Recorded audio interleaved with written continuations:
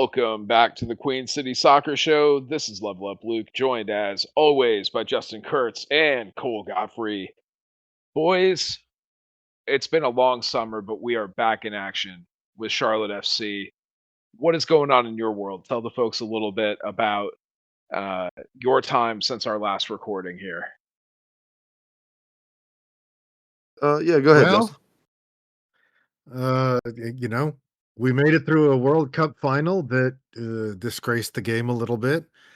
We came back to an MLS game that disgraced the crown a little bit. And now we're all just waiting with bated breath for Alain Saint-Maximin to make his debut and whatever other transfer business happens for us. So it's been a lot of holding patterns right now, at least for me. Cole, what about you? Yeah, no, I agree. I think the World Cup final was. Yeah, I'm excited about who won it. I would much prefer Spain win it over Argentina. And yeah, man, was really, really looking forward to this Charlotte FC game to get Charlotte FC going back in. And I mean, just an absolute. You had a golden opportunity against a very, very bad Atlanta United team to get 3 points at home coming back from the break. And yeah, it started out good, but did not finish good.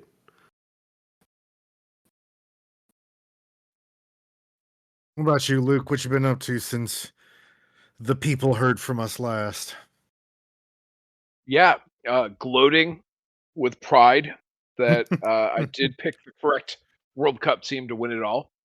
And I feel like I kept on forgetting that I had picked Spain to win it because after their first match of the group stage, I don't think they ever felt like the strongest team in this tournament, including in the final. It seemed like everything was aligned for Argentina, including the officiating decisions. You have a team with, I think I saw somewhere the most fouls in the tournament and like no yellow cards. And then obviously they ended up getting that red card in the final. But yeah, I'm glad Spain won it, but there wasn't a team I was really heavily invested in at that point. The third place game between England and France, however, was much more exciting. Yeah, it was. Much more exciting. They forgot Yeah, I mean it was, but there defense. was no defense. They were practically just olaying people to score. It was not It was fun to watch, but it was not the highest quality. Well, sure, but what do you have to play for in the third place No, I match? completely get I it. I think get it.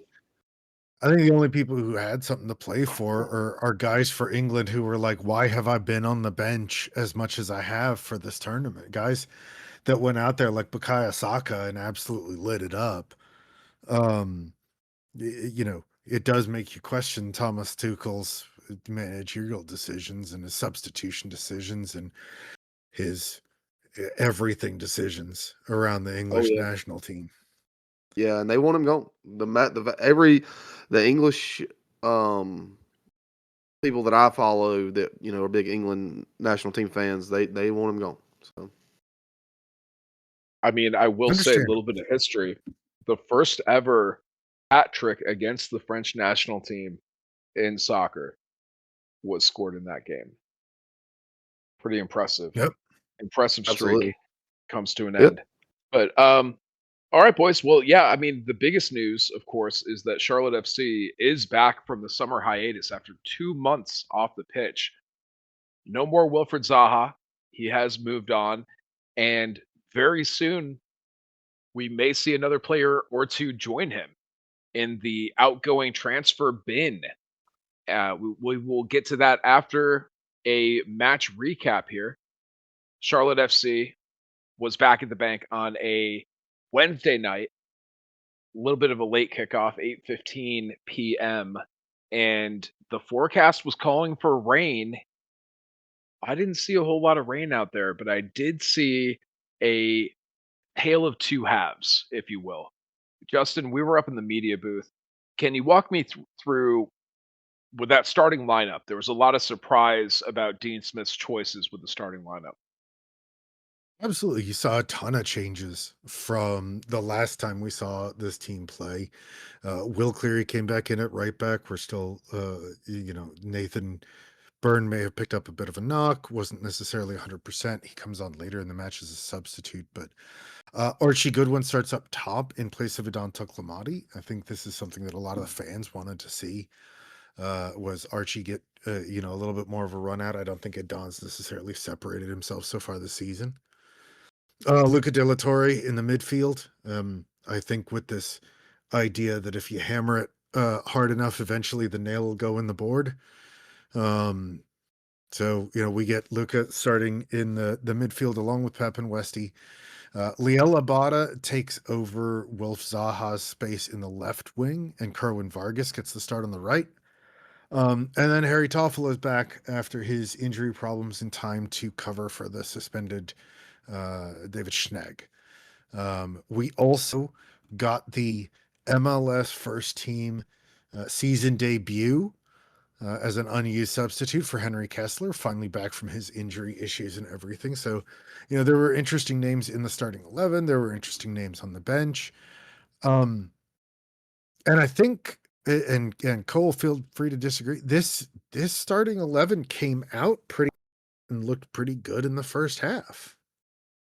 No, I agree 100%. I mean, Edon was coming off of a little bit of a knock, so I think kind of expected that Archie would have got the start up top, and Archie he finds himself in good positions a lot, and he did in this match. Definitely in the first half, he was very very active, had very very good opportunities, had two very good opportunities, and specifically that first goal that was scored by Kerwin Vargas. That to me, Archie's got to put that away. He doesn't, but it falls to Kerwin, and Kerwin takes an incredible touch and brings it down, and then just slots it home, and he backflips his way, and you're up 1-0 in the 16th minute. And yeah, man, Leo Labata is the one I really want to kind of shout out here because we all know that Leo. There's a real possibility that he is gone. This might even have been his last game, which it don't look like it because they play tomorrow. But Leo Labata, everyone feels that his time is a little short here at Charlotte, and we'll just call a spade a spade. His time here has not been DP level at all. He's seen a lot of the bench, and this game starting out over there on the left for, like you said, Zaha's gone, so he gets to start out there, and he was very very good. I mean, you got to give it to him. He was very, very electric on that left side, getting in, putting himself in dangerous positions, gets the second goal, and had a couple of other opportunities that if he could have put home. He could have easily had a brace in this first half. But Leo Labata I thought was really good. Kerwin was good. And then Pep with the second assist on the Abada goal. I thought, that's just Pep doing Pep things. Yeah. A very good first half for Charlotte FC. I felt like it could have been 3 or 4 to nothing. And we got that momentum boost going into halftime. Justin, I said what I was looking for was for Charlotte to do one more thing to really put it over the top and put this game away going into the half, and then not fumble it coming out of halftime. We did get that second goal, right as extra time was about to start in this one in the 45th minute. But the second half was a little bit different. We avoided the first 7-minute curse coming out of halftime, but you did see Charlotte give one up, I would say. Really just kind of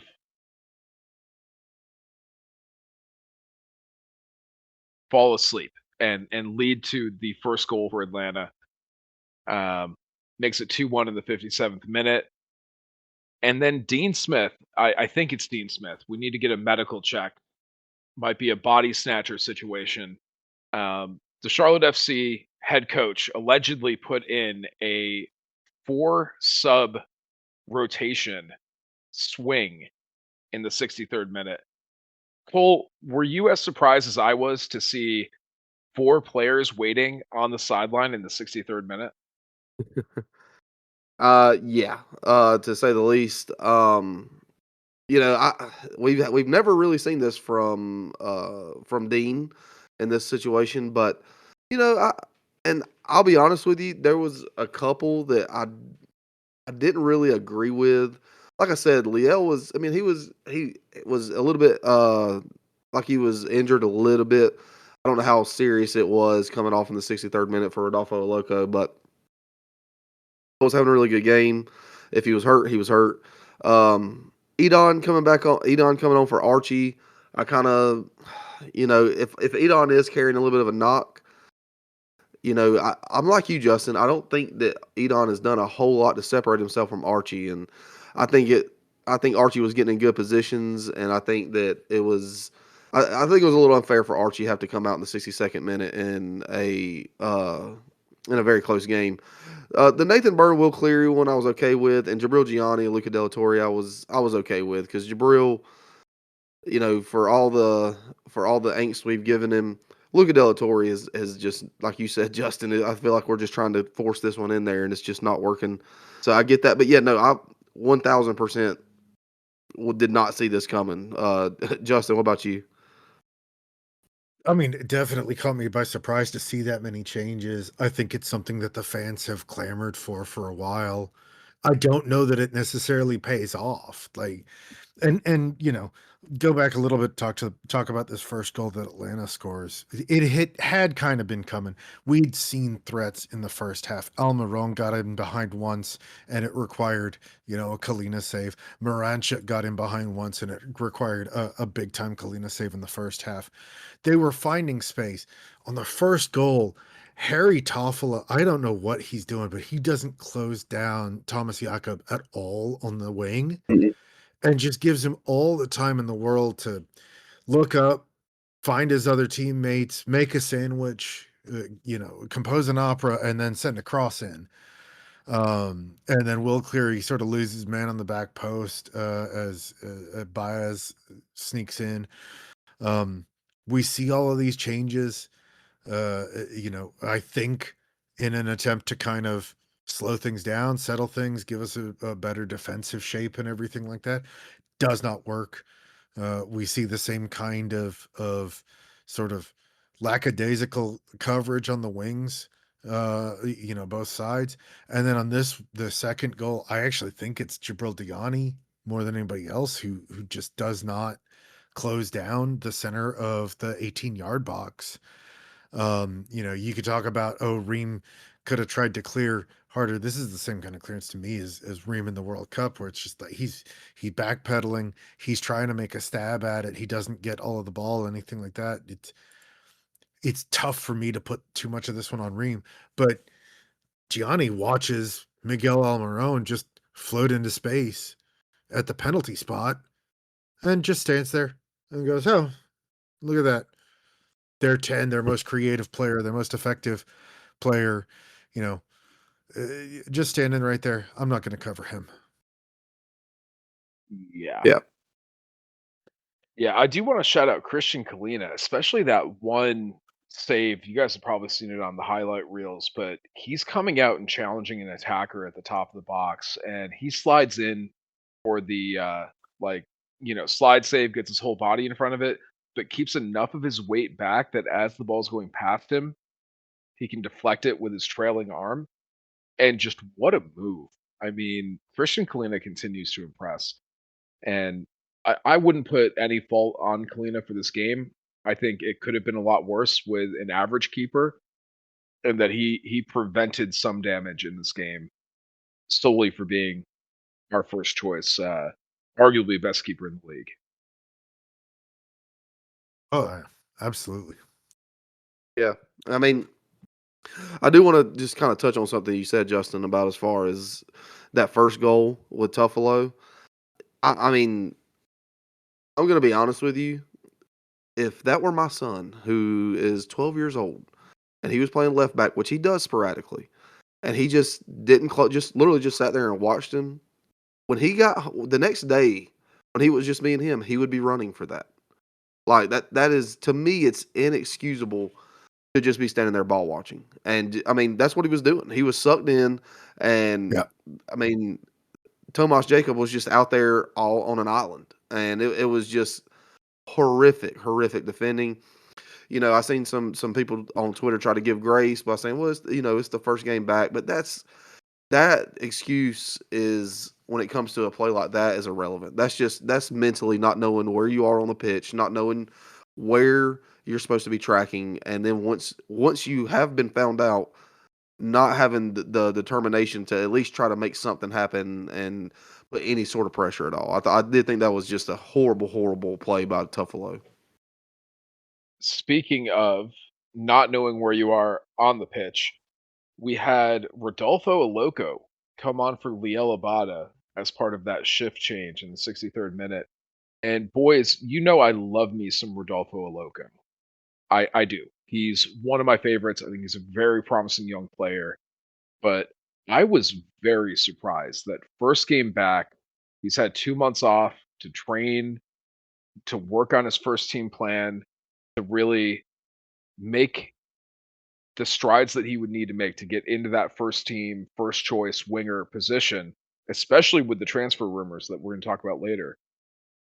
Rodolfo Loco looked like he was not up for the moment in this match. When he came on, he looked kind of lost on the wing. A lot of his movement and his decision making looked like he was very anxious. He wasn't thinking through his decisions. His placement for balls was completely off target.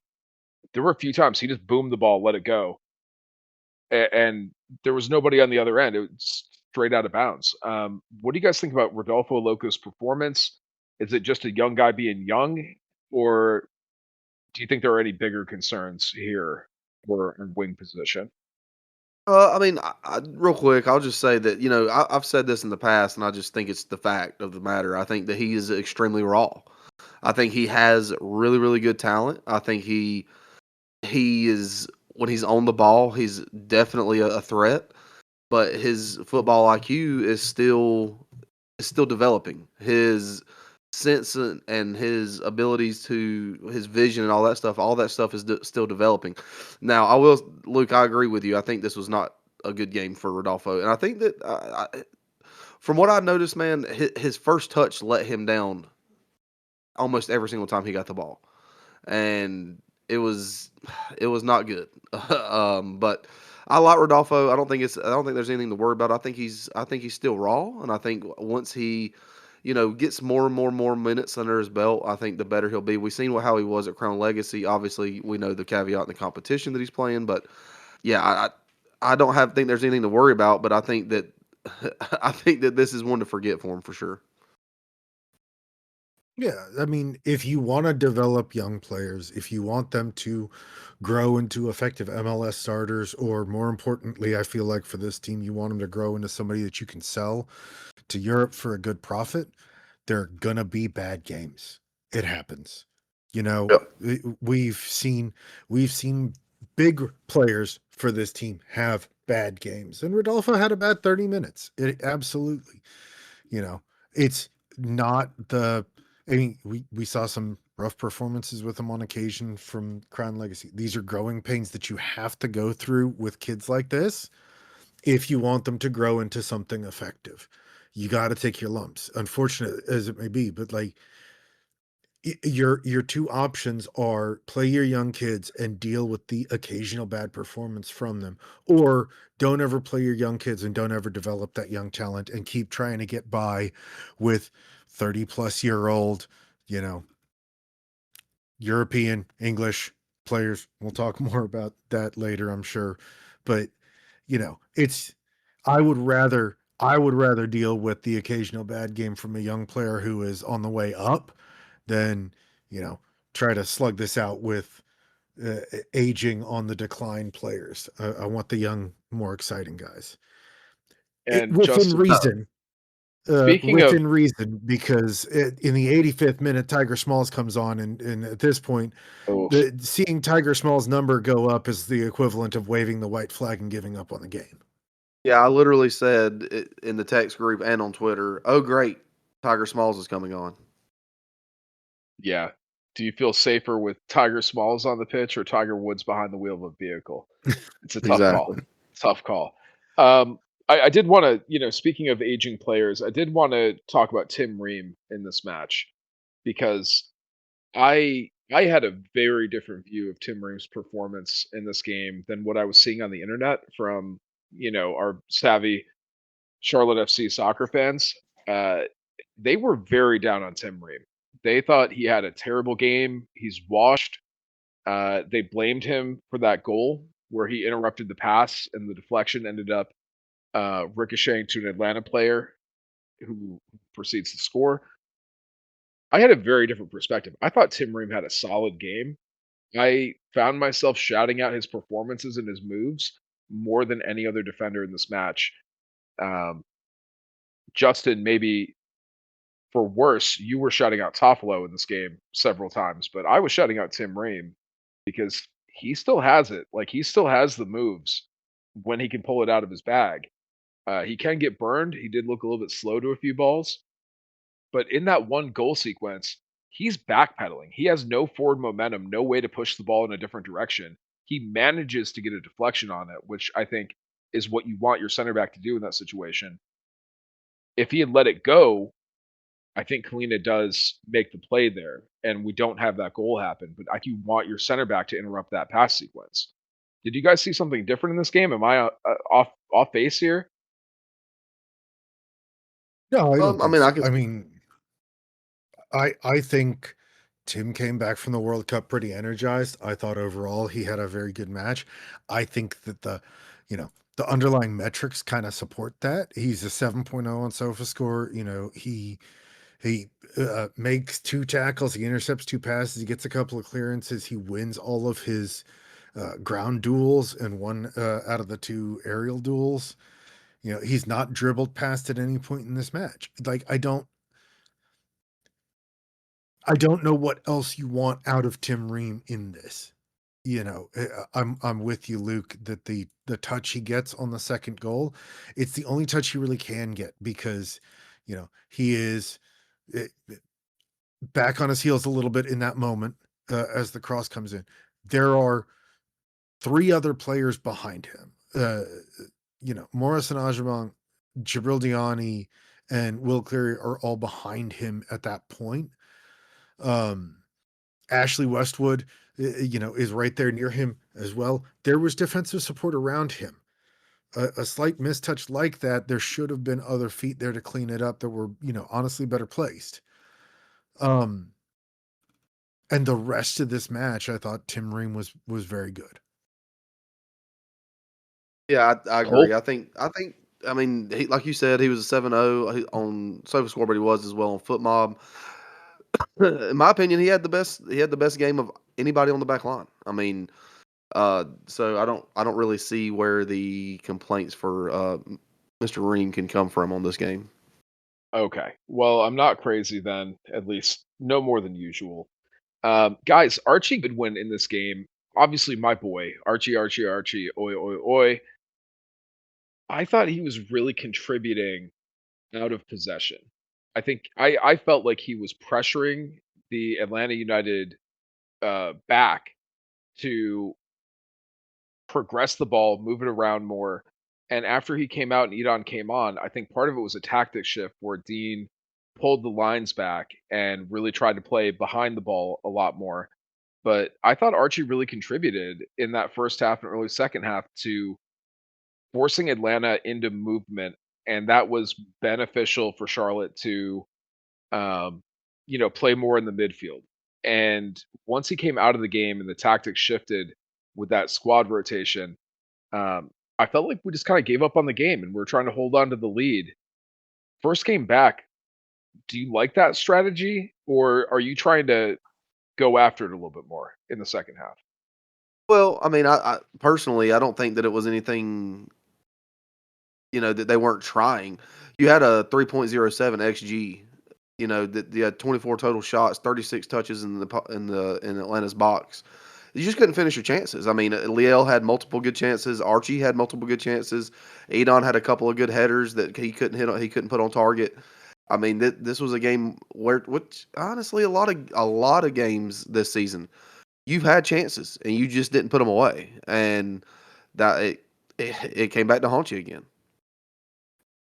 Yeah, I mean, Luke, you and I were in the press box and talking about it as we went in towards half, and we were talking about Kerwin could have had a hat trick. He had a couple of really good shots from there at the top of the box on that right hand side that got deflected out. Uh, it's unfortunate, but those got saved. I will say that I was a little frustrated with Archie's inability to finish. I thought that everything he was doing up to that point was really good, but you got to do a little better to know. Like, Cole, you mentioned that first goal, Vargas does a great job of taking it down out of the air and moving it to his left foot and then smacking it home. Archie should have scored it. It 100% should have been in the back of the net already because Archie's one-on-one with the keeper. And that wasn't the only time Archie was one-on-one with the keeper. And Archie leaves this match without a goal. So he did a lot of good stuff, but he didn't do the thing your striker's supposed to do. And that was frustrating to see. Yeah, He's he young. waited a little He, too long to pull the trigger on some of those shots. He tried to yeah, play it out and be a little fancy with it. he's young, and that'll change. That'll get better. Where I have where I have an issue with Archie, and I've always a little bit had an issue with Archie, actually has nothing to do with Archie himself. It has everything to do with the fact that I don't think the profile between Archie and Adon is that different. And so I don't think subbing one on for another really gives you're still gonna be running the same tactics and everything. And I miss having the ability to shift tactically up front. I Yeah, miss being in a position where we could bring in a guy with the size and strength of Pat Ajamong and, or start with that size and strength and then shift to a Don who's a little bit shiftier and maybe a little bit more direct. It- right now, we've got two guys who are a little bit shifty and pretty good going direct. Um, that can, poach a goal inside the box if it falls to them. But we don't really have, you know, we don't have that big guy that can hold up back to goal. We don't have that guy that, is really clinical at finishing. As much as I love both these guys, I don't think either one is really a very clinical finisher or anything like that. Um, so I don't know. We'll see. But I just don't feel like there's a big difference between these two, and I really like having different types of strikers available to you. yeah. I also miss Patrick Ajamon. Justin, you're not alone. All right, who do you miss more, Pat Ajamong or Adilson Malanda? I gotta say, it's probably Patrick Ajamon because Oh, I think that Morrison is very promising on that back line, more so than Tokulmati or Archie at this point. I miss I miss Addy so much more. I miss Yeah, I Adilson mean, you Malanda, and you now just see the he's the gonna drop have off, the drop yeah. off without Adilson. I mean, yeah, I mean, that's a tough question, but the drop off from not having Addy back there is massive. Morrison's still young. He's still growing into the game and everything, and he's gonna be good, and he's been good. But Adilson left a hole in that back line that we can see. Imagine what Right. Adilson and Morrison would look like playing next to each other. Well, then Yeah. where would you put Tim Ream? In Gotta start a Tim Ream. very comfortable seat on the bench where he can provide expertise and guidance as he watches the match, and then 15 minutes at the end of the match if we need him. We just talked about how good of a game he had. Come on, come on. No, He I had see where you're one, going. and everything before the World Cup didn't. We were talking about how difficult it was with Tim Rees. So, no, I really miss Adil. He's gonna have more MLS friends coming out to join him. Sebastian Berhalter is going out to Middlesbrough with him. That's going to be a pretty MLS stacked squad at this point with Aiden Morris, Sebastian Berhalter, and Dilson Malanda pushing for promotion. Yeah, tell me about it. All right, hey, I don't think we really touched on this. The red card question mark for Atlanta. There was a moment where Charlotte's pushing the ball up the field. They end up scoring, but there is a late whistle. Referee is checking his earpiece. There's some long deliberation, and an Atlanta player, I believe it was Marinchik, or was that was Riley? I think Marinchik. Yeah, Riley. I think it's Riley. Whatever. One of the Atlanta players comes in with a sliding tackle, studs up. He kind of pulls his leg away, like he's trying to minimize or avoid the contact, as he was clearly late and had missed the ball. I didn't really think there was a whole lot to it. Referee goes to VAR, takes his sweet time, and they end up giving him a yellow card on a VAR clear and obvious red card review. I'm a little confused at those proceedings. I guess theoretically, I mean, Cole, if you were watching the broadcast, maybe they talked about it. I don't know if the referee on the field was going to give him a yellow, and then they viewed it to see if it was a red, and then they just maintained the yellow, or if they Yeah. incorrectly So used VAR to assign a yellow. no. So initially, the broadcast was saying that it was being checked for a foul on Charlotte FC in the Atlanta box, or in the Charlotte. Good lord, yeah, in the Charlotte box before the goal. And then that got cleared, but he still went to VAR, and yes, they were checking for a possible red. And I mean, to me, watching it in real time, I think a yellow is probably fair. But I don't know how that works. It's with VAR as far as if you're going to call down to a possible red and come out with. I don't know how any of that works, and I don't think they do either. But that's what it said on the broadcast. Initially, it was a check for a foul on Charlotte that was cleared, and then they moved to that possible red card challenge. That's crazy. But I mean, my understanding. the officiating was god awful once again. I mean, it just so many fouls missed, and we gave the officiating was not the best in the World Cup, and I think we can all agree on that after that first round. But it was still miles better than this. I just going from watching the World Cup to watching this match and watching the ref and the fouls that he didn't call and let things go. It was just like, oh my God, we're back to these pro refs again. Hmm. Justin, what are your thoughts? Red card, yellow card, orange card. What do you think? It's harsh if it's a red. I think it's really interesting that it gets called down and then there is the issuance of a yellow. We were discussing in the box with some of the other people that were up there about maybe it was that the official had already decided on a yellow, and then got called over to potentially review and then declined the review and maintained the yellow. It wasn't given that way on the field. It wasn't given that way during the match, so I can't say for sure that that's what happened. But my understanding of it is you're not supposed to go over to the monitor for a potential red card review and come back with a yellow, but I may be misunderstanding that. That was also my understanding. So I was visibly confused at the result there. Um, a player who did not get a yellow in this match, Miguel Almiron, and I honestly thought he would have picked one up somewhere along the way. Uh, he is what's a kind way to say it? Uh, he's Pumped a up. professional actor who happens to work on a soccer pitch, in my opinion. I He's mean, a punk bitch, I think is yeah, the appropriate term.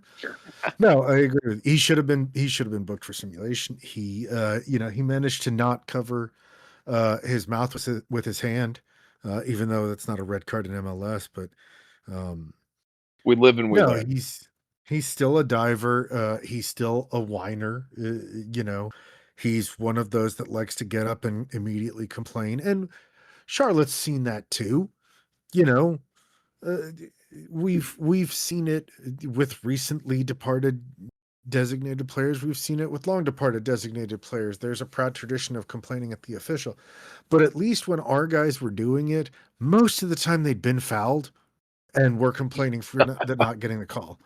Miguel Almiron will dive and then complain that he didn't get the call, and he continued that, you know, proud tradition, I suppose you could call it, in this match as well. Well, he seemed I very can't proud of stand him. himself, for sure. And we were talking about Miguel Almiron in the box. I got to say, man, if you're Hollywood and you're a casting director, you're casting the next Blumhouse horror movie, and you need a creepy guy to be standing in a dark room for a jump scare. I think you either go Bill Skarsgård or Miguel Almiron. I mean, the dude looks a little creepy. He's the most vampire-looking soccer player I think I've ever seen in my life. Uh, just I don't like him. Don't like the guy. Don't care for him. Not my cup of tea. All right, I guys. Final agree. thoughts on this one. Final thoughts. I think we can kind of wrap this up. The end of the match was, futility from Charlotte trying to press the ball up the pitch and get a winner. But let's go to the final round of the day conversation here. Is there a player that you could pick out? Doesn't have to be man of the match, but maybe an underrated player, somebody you want to give their flowers in this matchup. Cole, let's start with you. Who do you got your crown of the day?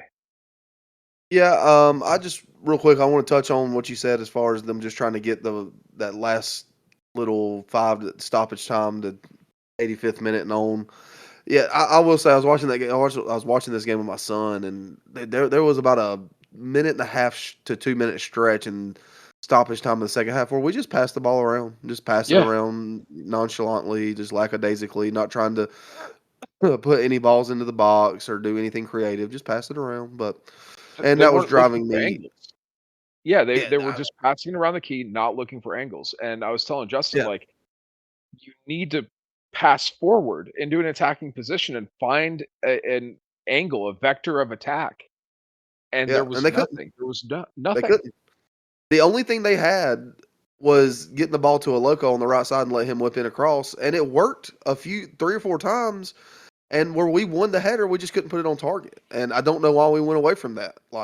But my crown of the day, I'm going to give to Leo Labata. I don't think he's going to be here much longer. And if this was indeed the last, match that he goes out on, then big ups to him. I like Leo. I like him as a person. I like him. He's been nothing but, by all accounts, a good teammate. But he just has been super inconsistent and just went invisible for long stretches, and it's cost him. So, but I'm going to give it to Leo for this match. Yeah, All right, I Justin. mean, I think it's a great shout, Cole. I actually am. There's a little piece of me that is disappointed that it seems like he may be going out the door, because I actually think with St. Maximin coming, he could.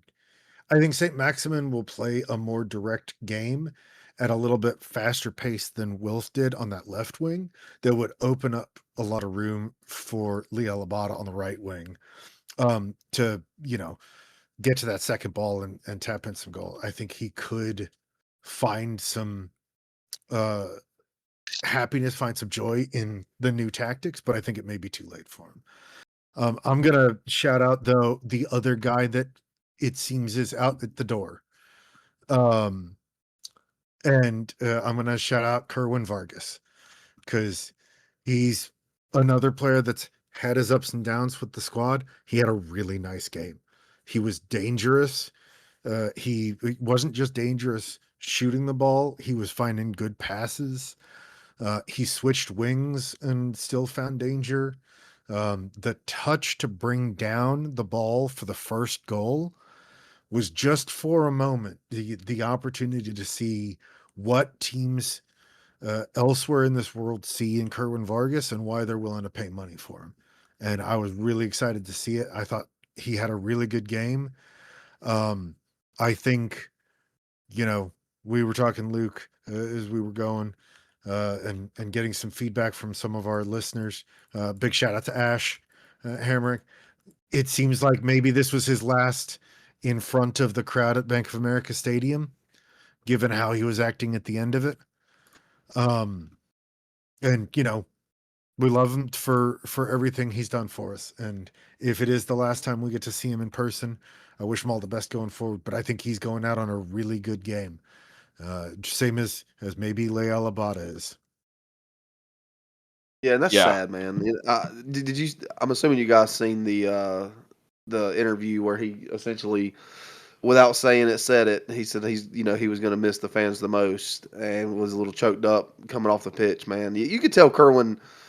Kerwin's been here a long time, man, and you could just tell that it's emotional for him, and I love to see it. Yep. Yeah, absolutely.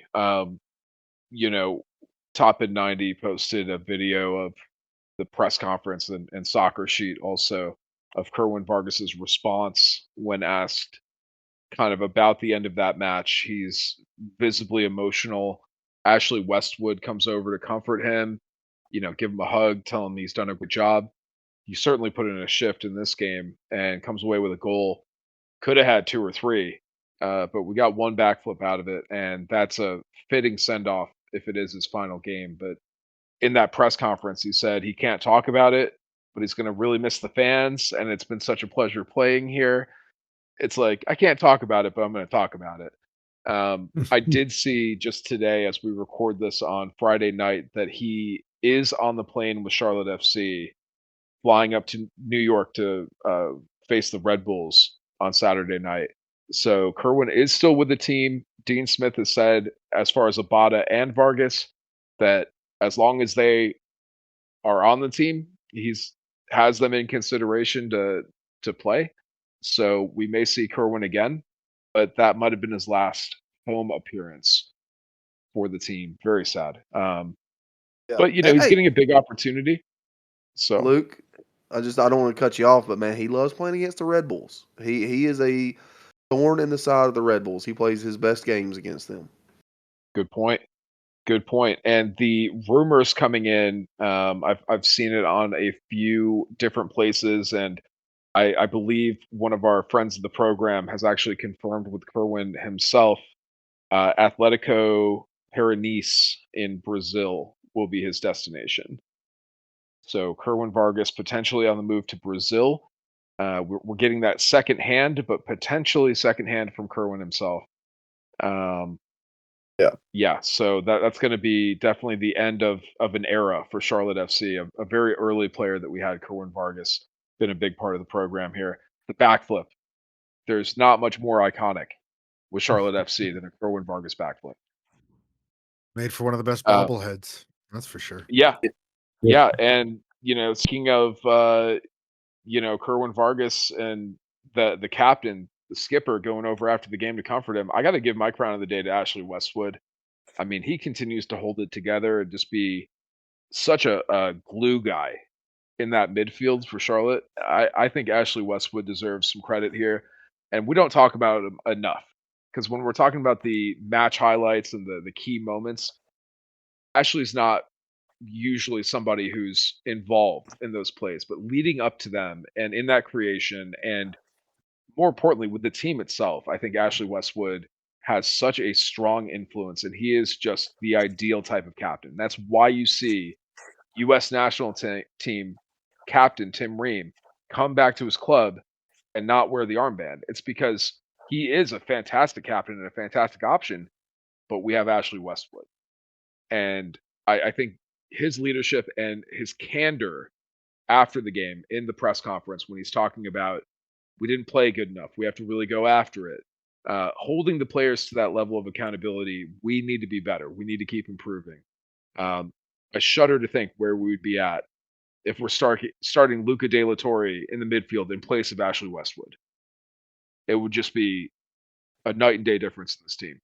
So shout out to the skipper in this one, and he had a very good SOFA score rating as well.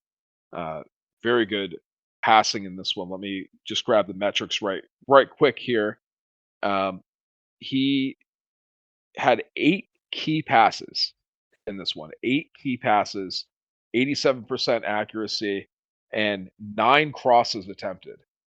So Ashley Westwood really a focal point with the offense here. Um, let's move on, guys, because it is the transfer window. It is the silly season, and we are starting to hear rumors of players that Charlotte is involved with, at least in conversations. Have you guys seen some of this news that's coming out about some of these potential players? Yeah, I mean, there's this Taverner stuff that's going around. It's ooh, let's go get another uh aging English fullback because Nathan Byrne and Harry Toffolo don't give us enough of that already. So Former former Glasgow Ranger. yep, James Tavern. Is it Tavernier? Tavernier. Yeah, definitely. I think that's all of those are exactly how you say it. I agree. I want to say Yeah, too, transfermarket.us just posted about 2 hours ago that Brielle Mbolo has been linked with Atlanta United, but apparently Charlotte FC has also come in for him. So that would be very interesting. very interesting. Yeah. There's also what Brillambolo to Atlanta has been a thing. Apparently Darwin Nunez to Atlanta has been floated as a rumor. I mean, like Luke said, it's still the silly season. Yeah. Yeah, and the first things first, though, if we want to make any more acquisitions, we do need to free up some roster space. I believe they are still at capacity with Wilfred Zaha off the books and then putting Eileen St. Maxi. I think his jersey is just going to say Maxi, so that's pretty cool. Could be a very high seller, but yeah, we're full back again on the roster cap limit here. And Dean Smith is once again expressing his frustration at MLS roster rules. Understandably, it's hard to build depth when you have limited space and the roster restrictions of having the designated players. Um, I totally understand his frustration. It seems like reading between the lines here that Dean has information that Charlotte FC would like to spend more money, and MLS is actively preventing them from doing so. Is that how you guys are reading the situation? Yeah, I think so. I don't think he's ever going to come out and say it, but trying to divine from the tea leaves. Yes? Question mark? Yeah. Well, I mean, we talk about having one of the wealthiest owners in Major League Soccer, but a big criticism from fans has been that we don't go out and make the splashy signings. We don't go out and spend the money. Wilfred Zaha, we brought in on a loan deal. Maxi, we're getting him as a free transfer. Our two most valuable players in club history from transfer market valuations, and we didn't pay a dime to bring them in. So I get it. I get the criticism, but you know, we also paid 6 or 7 million for Liel Levada, and I think they may be a little bit gun shy with some of those moves. But if we didn't have the DP position and we could bring in, 6 or 7 guys in that 5 million to 20 million range, Cole, do you think that's something that Big Daddy Tepper with the Tepper Bucks would be funding? Uh, man, with these billionaire types, man, they like their money and they like they're billionaires for a reason. But I don't know, man. I mean, I don't even know where it even. I hadn't even thought about it. To be completely honest with you, Luke. Well, My thing, speaking of Pepper Bucks, one thing he is putting at least a bit of his money towards, and being also tax incentives and municipal funding for the improvements to Bank of America Stadium. Charlotte FC and the Carolina Panthers have put out the new renderings for the Bank of America Stadium renovation project. They've also announced that Bank of America has signed on to a new market and name deal for the stadium. So that is being renewed and potentially increased. Have you guys seen the renderings that they've been publishing? Yeah, man, it looks dope. Yeah, still don't have a roof. I want a roof. I'm tired of being rained out at these Charlotte FC matches, and I'm tired of baking in the, you know, North Carolina summer. Uh, so something to cover the stands a little bit more at least would have been lovely. But you know, I do have to balance those desires against the desires to not pay more in taxes. Yeah, so it's difficult. I don't know what's the right answer for it. I'm excited to have some updates to the stadium. It certainly needs it. But I'm also seeing these soccer specifics that are being built in Miami, that are being built in New York, and man, am I jealous of those. For sure. And I think it looks a lot more modern. I think the visuals are going to be greatly improved. Of course, the the real premise, it's not the energy efficiency, it's not the modernization. The big incentive for this renovation, of course, comes down to the money. Like you said, these billionaires, they love their money. They are adding more expensive seats, more exclusive seating sections that they can charge more money for.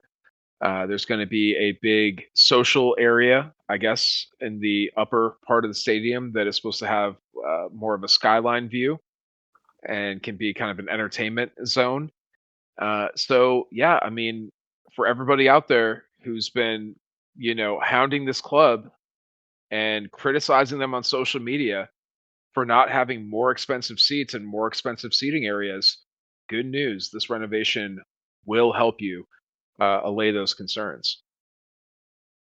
I want to not to get off topic of that, but we were talking about transfers a minute ago. And we were talking about Allen. I have I haven't really seen much. Have y'all seen when his expected debut is? Is it going to be for the Leagues Um, Cup? yeah, the last I heard was it's the Red Bulls match is the first potential game that he could be available for. Still pending visa approval. Um, I I think I did hear there was a slight delay with his visa process, so he may not be available for the match tomorrow, but potentially the next match after that. Oh, gotcha. It's Yeah. Well, I do frustrating want though, right? Because Junior Alonso played for Atlanta. He is a new signing that needed to get a visa. He played for Atlanta against us on Wednesday night. And God, it's getting so tiring to see players announced and then but there's visa problems. We at this point I guess should just expect it, but I just don't understand how we seem to be one of the few clubs that has problems like this getting our players through and in. Yeah. yeah, it does seem Um, it seems very frequent that that happens with with the Yeah. visa. I wanted to say this too. I know we really hadn't talked about what Charlotte's upcoming match against the Red Bulls. Are y'all ready to dive into that? I Yeah. think we should. I do just want to mention, Cole, before we get into that, just to put this in context. We're playing against the Red Bulls on the 25th, Saturday, and then we have a full week off until the August 1st match against Chicago. The players better rest up and enjoy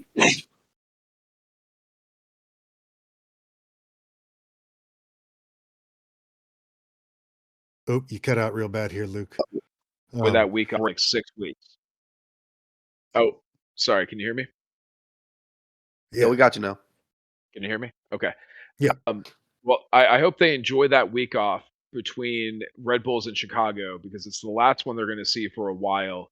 Charlotte FC is going to be playing 2 games a week, every week for the next 6 weeks after the Red Bulls match, basically.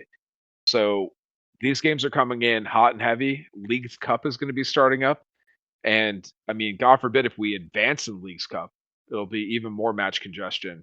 And you can only imagine for the teams that are still in the U.S. Open Cup, they will have that to deal with. So the soccer will be upon us. But Cole, let's get back into the Red Bulls. Yeah, I just this is a massive, massive game. You played them earlier this season. They got a red card real early, and you end up beating the ever loving crap out of them 6-1 at Bank of America Stadium. That will not be the case this time, as far as how easy. Now, the reason this game is so big because this is a 6-pointer, boys. We're tied with them on points with 22 points apiece in the Eastern Conference, and it's this has been a team that we have historically had our problems with, and going up there even more so. So it's they just got beat Wednesday by Philadelphia 3-1, and Philadelphia has not been good. So it's a game you can win. It's on the road, and Dean Smith has been very, very vocal in this little World Cup break about how the most important thing is getting wins on the road. So here's your opportunity. You didn't get a win at home when you had every opportunity to, but here's your opportunity against a Red Bull side that you're on the same points with. It's a big game. Yeah, and Cole, you referenced that match against Philly. I'm going to throw a few stats out here from it. New York Red Bull had 63% possession in that match. They outpassed Philadelphia 517 to 286. They had 13 free kicks in the match. They generated an expected goals of 0.79 to Philly's 3.25. They had 2 big chances and 9 total shots.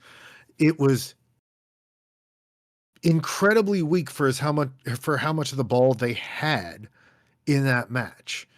They spent a ton of time passing the ball around and doing nothing with it. And this is a team that not that long ago were up in fourth in the East and everything like that. Everybody was talking about Julian Hall and Michael Bradley's got these young guys flying high and everything, and it crashed down a little bit. Ethan Horvath is their man of the match, is the player of the match according to SofaScore for New York Red Bull. He's their keeper. They had 63% of the ball, and the highest rated player they had on the pitch was their keeper.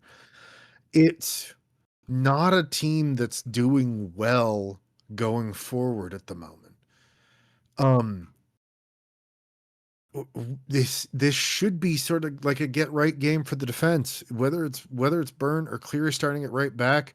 I would rather personally see Schnegg come back in if he's ready to go after the red card suspension and everything like that instead of Toffolo. I don't think that'll happen, but this should be, the match where the guys get the defense back and try to sneak something. Maybe Archie can find a way here to get one of those chances that he had to turn into a goal. But I do think that of our road matches, this is one that we should win and need to win.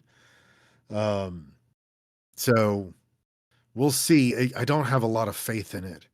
And, Luke, even with this week off for the team after this, I do wonder with this Red Bull match, are some of our guys or some of our managers looking ahead at all to this MLS All-Star game that we'll host? And, that's got to be a concern too, I think. Do you think we can go up to New York and get the win? Yeah, great question. It's in my mind a toss-up. I see this as like a 50-50 game. I wouldn't be surprised with a draw even. And we talk about Red Bulls struggling against Philadelphia. Um, Absolutely crazy to think that Charlotte's own Benjamin Bender accounted for an entire hat trick against Red Bull's team. Biggest match of the year for Ben Bender. Really glad to see for him. Of course, I'm kidding. He was on the bench for this one, but that's brutal. Sorry. Um, The Red Bulls are one of those teams that they can struggle in their matches. I think with them being at home for this match, Philadelphia, I think being back home, having that game behind them, they're going to be even more fired up. This could be a letdown for Charlotte FC. Hosting the MLS All Star game, having some players in the team, Brant Bronico as a community hero or whatever they're calling it, uh, from Charlotte, essentially. Obviously, you have Pep Biel, who's going to be in the All Star rotation here. Um, I think Pep Biel might be kind of looking ahead to that All Star game a little bit. Going to be taking place in the skills challenge, whether he sees the pitch or not in the All Star. It's one of those things where it's just odd that MLS does the All Star game right in the middle of the year. They're not even weekend off from games to fit in this All Star break. It's just odd to me, but I'm excited. I think once we get past this Red Bulls game, we can focus on having a little concert in the park in Charlotte. Ramir Bearden Park is going to have the name Justin. Who's the musical artist? It's Yeah, shoot, Natasha Bedingfield. Natasha Bedingfield. Uh, Yep, I was off base on that one, but yep. yeah, So the that's exciting. unwritten song, the "Feel the Rain on Your Skin." So, Feel the rain on your. I don't want to get a copyright strike here. I know my singing is beautiful, so that could be a legit concern. And then you have the skills contest at Truist Field. I think that's fantastic. I would absolutely rather see the MLS skills competition on a baseball field in Uptown Charlotte with the beautiful skyline view than I would see the actual All Star game against the Liga MX All Stars at Bank of America. So Truist Field, yep. I'm in. I'm down. I'm excited. Um, this Red Bulls game, and I'm going to predict a 1-1 draw, and both sides leave kind of disappointed. I'm gonna be optimistic and call this a 2-1 Charlotte FC win on the road. I think that we have an opportunity maybe to get right against a team that I don't think has really found their voice and their style yet this season. Um, so I'm smoking the copium real hard here to say yeah we can pull out the win on the road. Okay. I'm looking. I'm not seeing. Okay, here we go. Charlotte FC is Red Bulls are favored to win, but it looks like Vegas is kind of looking at a draw as well. Uh, uh, yeah, I think Red Bulls are going to be favored in this one, but it's still plus money if you were going to take the Red Bulls, plus 115 for them to win it. So Vegas not very confident in the action on this match.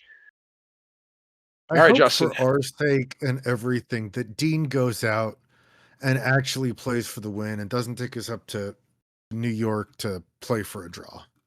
Yeah, I agree. I agree. I think that does it for the preview section here. We will have more transfer rumors as they arise. And on the next episode, we will be talking about this Red Bulls game and the All Star game. But before we leave you for tonight, Justin, we have had some very exciting trailers drop lately for some upcoming movies. And it appears as if we are locked in, set in stone, good to go. Buy your tickets now. Doomsday will arrive in December. Dune 3 and Avengers Doomsday hitting theaters on the same day. This is the Barbenheimer of our generation, Justin. Can you feel it? Can you feel the energy in the air? um, I mean, there's going to be a lot of nerds that are really dehydrated by the end of this day. They're going to be spending a lot of time in a movie theater seat. Oh, yes. There will be many bodily fluids lost, I'm sure. I'm excited, man. So the new Dune trailer, Dune 3, has dropped, and it looks epic. It looks incredible.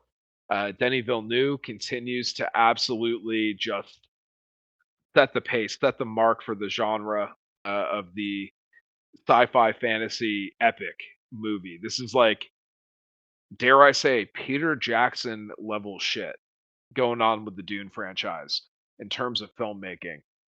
Just absolutely incredible. And I'm excited for Dune 3. I've heard the beginning of this movie is going to be like a sci-fi version of Saving Private Ryan with the opening on Omaha Beach. Like this is going to be an incredible experience. And Dune has the exclusive rights to the IMAX theaters for the theatrical window. So Avengers Doomsday will not be in IMAX nationwide. Dune will be instead. That's crazy. That blows my mind. Like I could not imagine you telling me that 5 years ago.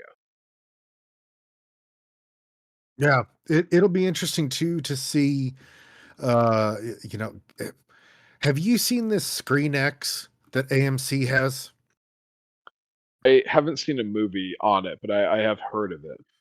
So it's coming to Concord Mills.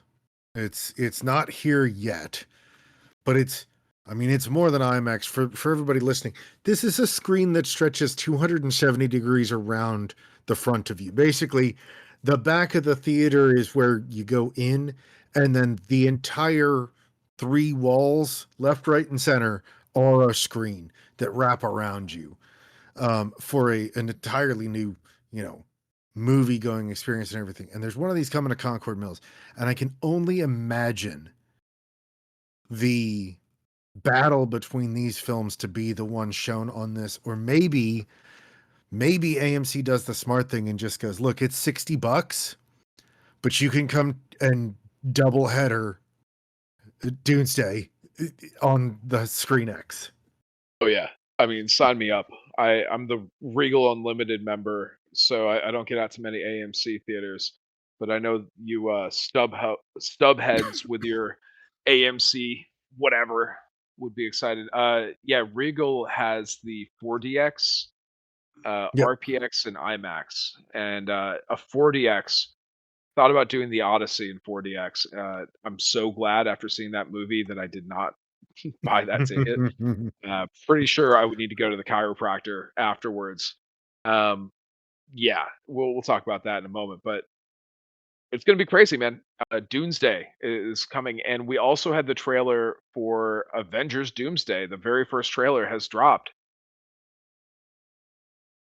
I mean, on Earth has seen this trailer. It's I think one of the most viewed trailers of all time in the first few days. Justin, we're both Marvel heads. What do you think about Doomsday? I think I don't know if they're gonna beat the Marvel fatigue accusations, superhero movie fatigue accusations, you know. Um, they're bringing people back. They're bringing back names that people loved. I don't know. We'll see. I'm trying to be excited for it. I want to be excited for it because this is the big moment. But these these segments, these eras of the Marvel movies, they just have not been as good as, you know, the original that led up to Infinity War and Endgame. It's just I don't know. I hope, you know, that it's going to be good, but I have concerns. I think we all have concerns. I mean, my biggest problem with the trailer, we were talking about this before. I think they should have shown more of Doom, the actual like, Yeah. named character of the movie. Why is he a threat? What's a little bit of his motivation? Give us like the why of the movie. Like, why should we care? And I like the fan service, obviously. I thought Fantastic Four was pretty good. They're going to be front and center in this one. It looks like they're doing Wakanda versus Atlantis, which is from the comics. They went to war against each other. Looks like that's going to be one of the set pieces earlier in the movie. Love to see Namor versus Black Panther. I think that's always a good matchup. Um, but yeah, I mean, I don't necessarily care about seeing all the cameos and like the Thunderbolts are going to meet Thor. Oh my god. I that's not like what I need. I want you to hook me. Not just as a nerd or somebody looking for all these characters, but like hook me as somebody who watches movies. Like give me Yeah. the why. Or at least a little bit of it, even if it's going to be misleading later. Um, we also had the first trailer for Resident Evil. The new Resident Evil movie is being made by the guy who did Weapons. I don't know if you saw that one. No, my wife did. That's not really my, I'm not a big horror movie guy, so Oh, dude, it was solid. I really really enjoyed it, and yeah, the same guy is doing that one. It's Zach Krieger, and this trailer, I'm telling you, I am all in on this new Resident Evil. This new take on it looks like it's not necessarily based on any video game. It's just kind of inspired by it, but they're taking a very like low level approach to it, starting out with one character going about his normal life, gets kind of trapped in a abandoned farmhouse at one point in a snowstorm and zombies are attacking. Like, yeah, give me that good old school horror vibe and then make it Resident Evil. I'm here for it. yeah. I'm here for it. I know we're going on this one, but have you had a chance to see The Odyssey? I have not. My wife went, actually earlier today and loved it. Thought it was Okay. absolutely phenomenal. Um, I've had difficulty with some Chris Nolan, films of late and everything, and, so I'm waiting a little while to see this one, but my wife gave it some glowing reviews to the point where she saw it in a regular format. She, I think, is going to go back to catch it in IMAX. Yeah, probably same. I just saw it at my nearby local theater on a regular screen. I might have to make the drive up to see it in IMAX. Um, it's incredible. One of the first movies in a long time. As soon as I left the theater, my first reaction was, "Oh my god, I'd go back and see that again, like right now." um, it's a 10 out of 10 movie. Like the pacing is great. The movie is just great, start to finish. The plot, the writing, the action, all the actors bring a amazing performance. Especially even the minor characters really bring something to it. Agamemnon is going to be one of the hottest Halloween costumes this year because that dude's armor was just ice cold. I mean, oh my god, the drip. Yeah, Agamemnon was like, do you remember that scene in The Mandalorian or no no Rogue One where Darth Vader is at the end of the Mhm. hallway and the saber turns on and it's just like that iconic moment. Agamemnon has that moment as the gates of Troy open and you're just like blown away by the aura. Um, incredible. So yeah, the Odyssey. Can't say enough good things about it. Anybody hating on the movie because of like, whatever weird political uh, you know, fetishes they have, super weird. Super weird. Just enjoy an amazing movie, a 10 out of 10 movie. Like just allow yourself to be happy. Okay? That's my unsolicited life and anybody listening. Just allow yourself to be happy. Enjoy good things. It's not very often we get a movie that is that fucking good and you can just have a good time. Enjoy yourself. Just, you know, whatever. Yeah, The Odyssey is that good, and we have another movie just to wrap this up, Justin, that is coming out very soon. Spider-Man: Brand New Day. Are you ready? I mean, again, there's some superhero fatigue there. Yeah, yeah, I'm ready. My daughter's very excited for it. It's coming out right around her birthday, so that's going to be like the big thing that the family does is go see Brand New Day for her birthday. And I hope it's good. I'm taking the whole family to go see it. I hope it's good. But I don't have I don't have real strong feelings about this one because again, it's gonna take something special to sort of break me out of where I'm at with superhero stuff. I actually think that the most likely thing to get me, shockingly enough, might be this Lantern show that's coming. Um, I'm very excited for that one. Uh, Oh, yeah. Hell yeah. I I don't know if Brand New Day is gonna get me or not. You know, there's only so much of Tom Holland kind of being bummed about being a superhero that I can really get myself fired up for. Um, what about Tom Holland pretend to be a 16-year-old even though he's damn near 30 and, longingly wishing his daddy would come home? Look, I have very fond memories of Charlotte Catholic High School and my junior English teacher as we went through the Odyssey talking about the experience of Telemachus and just absolutely have loved the character for decades. And so, you know, I've heard he's very good in the role. Um, Yeah, he's solid. he's It's fine. he's got one of those, you know, sort of young guy faces. I can kind of buy it. I'll let myself get, you know, suspend my disbelief for that one. It's okay.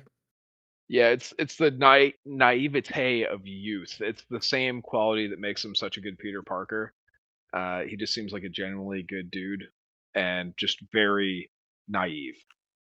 Nothing jaded about him whatsoever, and it plays in that role. So I agree. But John Barenthal and Tom Holland, both starring in the Odyssey and then Spider-Man: Brand New Day, weeks apart. Uh, what a story! And if you've seen any of their media appearances, the great. They did Hot Ones together. Fantastic. Highly recommend. Um, yeah, I'm hyped for Spider-Man: Brand New Day. Very hyped. Excited. The Spider-Man movies have kind of been an outlier, in my opinion, from the superhero fatigue. I am not expecting this one to suffer the superhero fatigue bug, but Lanterns, I am also very, very excited about. Like True Detective, but James Gunn, Superheroes. DC. Yeah, shoot it in my veins. I'm here. I'm in. And the actors that Well, they cast to play Hal Jordan and John Stewart, like amazing, amazing casting. and Fillian's Guy Gardner was a really good part of the Superman movie. So Hell yeah, hell yeah. Oh, speaking of which, I did see Supergirl finally. I yeah. did. I can Justin. I am here today on the Queen City Soccer Show, Charlotte's premier soccer podcast, to tell you that It talks about movies. that is absolutely a movie that exists. Supergirl, Yeah. they shot that movie. Boy, did they shoot it. And somebody might have written that movie. A human being may have been involved at some point in writing that movie and in editing even. And then they man, they certainly produced it and put it on a screen. It is a movie that exists. Yeah. Oh, I'm beyond That's disappointed. Dude, I actively left the movie sad, down in my feelings because I expected it to be so much better than it was. And yeah. there's like I really hesitate. I don't want to be that guy who's like, I could write a better movie than that. But I just have to say, like, if the bar is so low that whatever the hell that script was somehow got made, I absolutely could be writing Hollywood movies because I could turn out a really bad script and it would be at least as good as that. Like Yeah. I'm not saying it would be good, but I mean, if that got made, I could do that. It was an actively bad movie, and I'm very disappointed. Very disappointed. The source material is great. I would highly recommend people go and read Supergirl, the DC run. Woman of Tomorrow, I believe, is the storyline. Very good source material. But um, even Jason Momoa as Lobo could really do much to move the needle on this one. Yeah. Beautiful movie. It looks visually very good, very striking. They spent a lot of money on it, which in retrospect probably not a great idea for a movie to spend a lot of money making it. All right, that does it for me. We have talked too long about movies, unfortunately. No, it's not We have to unfortunate. cut it there. If the people Oh, make it this far, they're looking for this kind of content. They're looking for the entertainment news, and that's why we and love we're them. more than happy to provide it. If they are listening to this podcast for the entertainment content, if they're listening for the soccer content, regardless, we'd love it if they would go on to Spotify, Apple, or whatever podcast provider they use and give us 5 stars, give us a follow.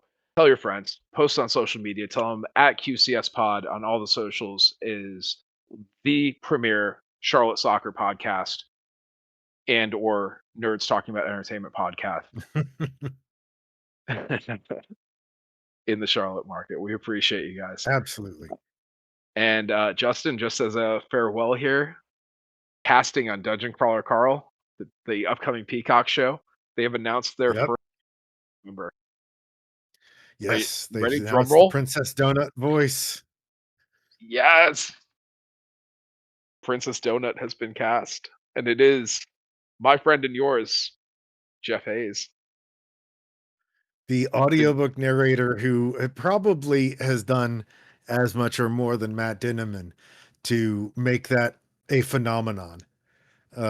Gets the flowers, gets the respect, and will continue voicing that character in the Peacock series, which is great to hear. truly, truly iconic, a queen of audiobook narration, Jeff Hayes. And he does such a good job voicing Carl too. And if he's not the system AI in the show, like what are we even doing? New achievement. Anyway, Absolutely. I mean, and there's no reason to go with anybody different, I would say. So, I mean, I'm sure Seth MacFarlane's going to play somebody, and Seth Rogen is in every single animated show that's being produced at the moment. So I'd be shocked if he's somehow.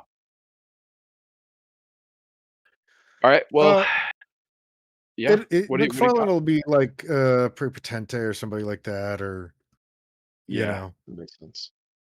If Seth Rogen is not saying "glurp glurp, motherfuckers," I will be very disappointed. He perfect for that.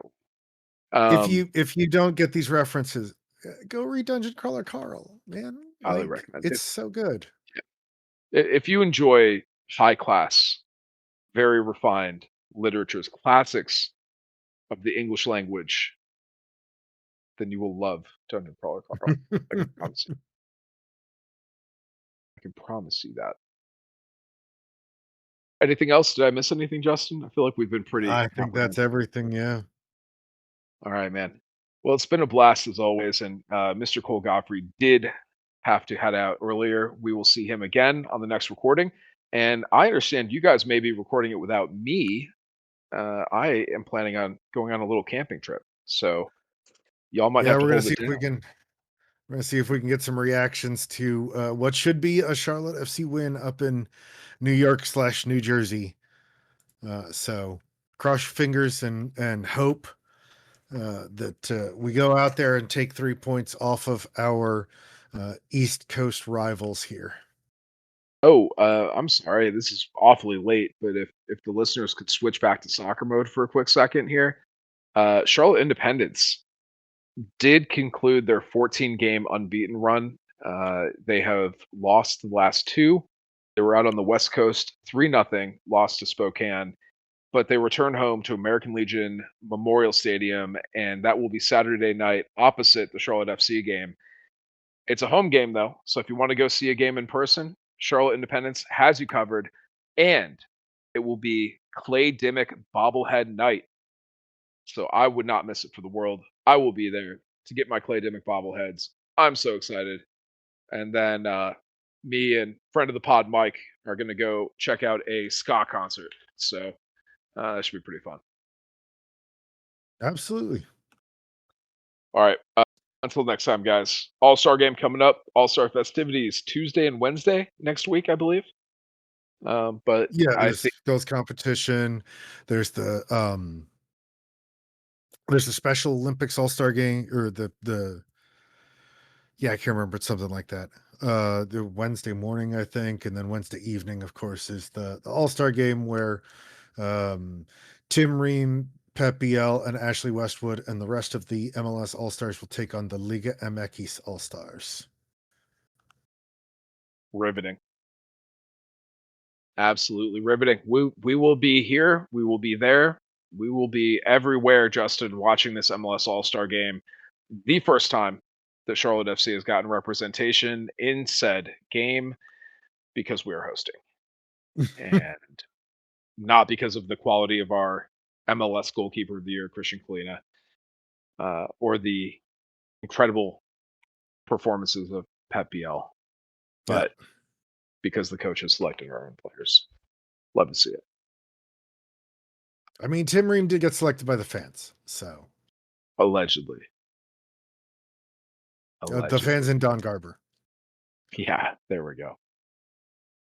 All right, man. I gotta head out. I'm fading at this point. We've been recording too long. All right, hey, listeners, we love you, and yeah, at QCS Pod on socials. We will see you next time. As always, Justin, it is for the crown.